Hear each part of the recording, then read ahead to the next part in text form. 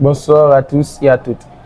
Comme vous le savez déjà, je réponds au nom de Rosalben Skiri Rosario et je participe à la 3e édition du concours Athanase. Je voudrais vous remercier pour votre support pour le premier tour et je vous encourage à continuer de le faire. Pour le second tour, nous avons comme sujet de nombreuses objections soulevées à propos de la Bible, notamment répondre avec ces deux accusations.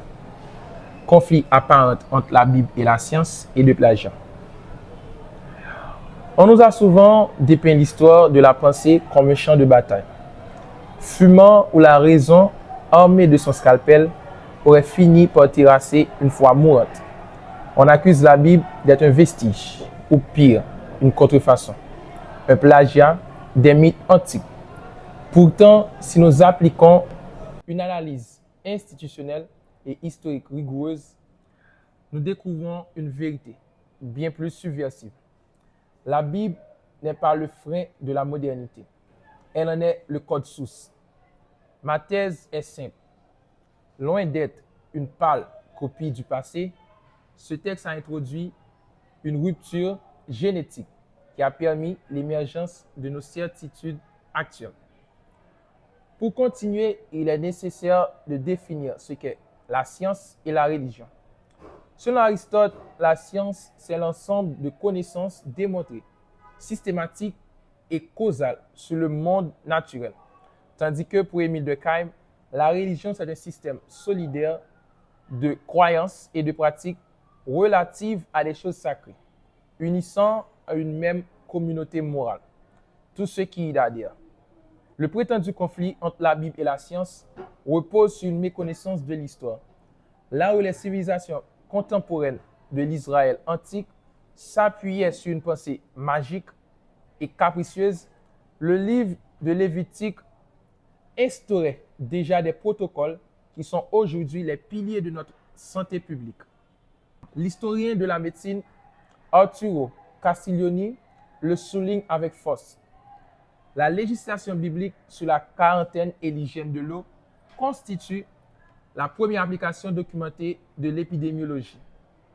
En distinguant la mécanique du monde, le comment de son sens profond, le pourquoi.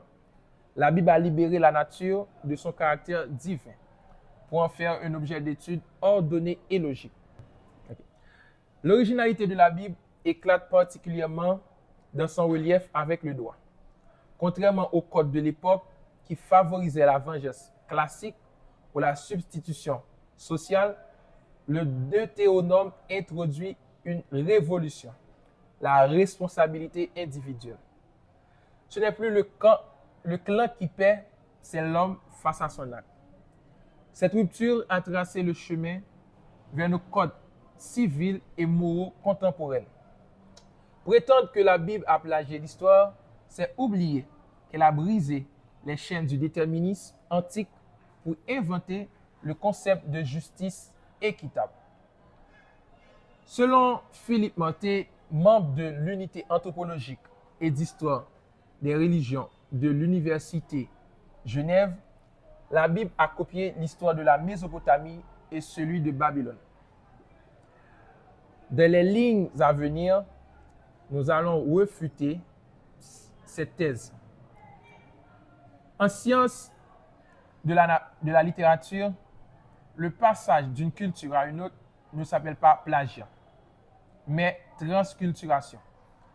Lorsqu'une culture mineure emprunte des motifs à une culture dominante, elle procède à un filtrage. Si vous comparez les Proverbes chapitre 22, verset 17 et Proverbes chapitre 24, verset 22, et l'enseignement d'Amenop, vous constaterez que l'auteur biblique a supprimé toutes les références aux rituels magiques et à décalogue face au code d'Hammurabi. La loi est basée sur la hiérarchie sociale. Si un homme noble tue la fille d'un autre noble ou tue sa propre fille, en retour, la loi est basée sur la hiérarchie sociale. Si un homme noble tue la fille d'un autre noble, on tue sa propre fille en retour. C'est la loi de la substitution. Le livre d'Exode et de Lévitique introduit la responsabilité individuelle. personne ne meurt pour le meurtre d'un autre. La Genèse face à l'épopée de la création babylonienne. Dans le récit babylonien, le monde est créé à partir du cadavre d'une déesse, appelée Tiamat, après une guerre sanglante entre dieux. Le monde est donc issu du chaos et de la violence. Dans la Genèse, la création est un acte de parole ordonnée et de volonté de paix. Si les auteurs bibliques avaient simplement plagié les codes mésopotamiques, ils auraient conservé la structure de caste. Au lieu de cela, ils ont inventé le concept d'égalité devant la loi. Une rupture juridique majeure pour l'époque.